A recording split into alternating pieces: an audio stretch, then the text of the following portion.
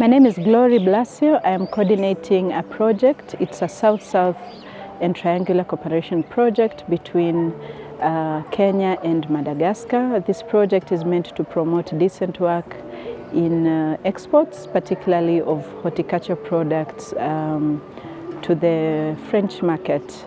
We've had delegates representing constituents, that is the government, the trade unions, as well as the employers, and representation of the horticulture farms in Kenya. We've had 2 very successful days of going through what the South-South cooperation entails, but also the needs and the current status of Kenya in terms of export of horticulture. What is it doing well? What are some of the challenges that they're facing? But we went into a deep dive to understand some of the fundamental conventions and also really to remind ourselves on responsible business conduct. We are hoping through the implementation of this project, the government of Kenya, as well as the constituents in Kenya and the companies exporting to France, as well as their counterparts in Madagascar, can exchange knowledge, but go beyond that, promote an environment that fosters decent work so that they can promote exports to the French market and help the Kenyan population live a better life, but also promote decent work and support the efforts to end poverty. The next phase of the implementation of this project, that the delegation from Madagascar will come to Kenya, learn practical on what works, but also later on the delegation from Kenya go to Madagascar and learn. And then collectively we can start implementing some of the interventions that we see are key for us.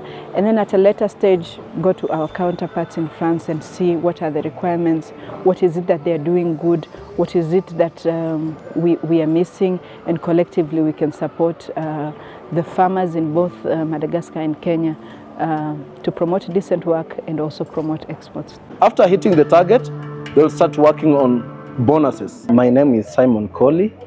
I'm in charge of compliance. This is farm, it's called Panda Flowers. We had an opportunity on the second day of the workshop to look at decent work in practice, and we've visited the Panda Flowers company, which is located in Naivasha. I've been able to receive visitors from the union, ILO, and other departments in the government. My name is Aloo. I'm the head of human resources for Panda Flowers. Flower growing is labor intensive. It really requires quite a large number of manpower. And like for this place, we have more than 600 employees on site at any given time because of the processes that you have just seen, starting from growing all the way to the processing to the export. That number is quite labor intensive, and because we work on the timings, flowers are highly perishable. So that therefore means that we have to always hire a very large number of workforce at any given time. And we have given gainful employment to the community around, quite a number of employees from the community and even the migrant workers. We have a number of migrant workers from Naivasha who've come from other different areas, parts of Kenya, who are all employed here.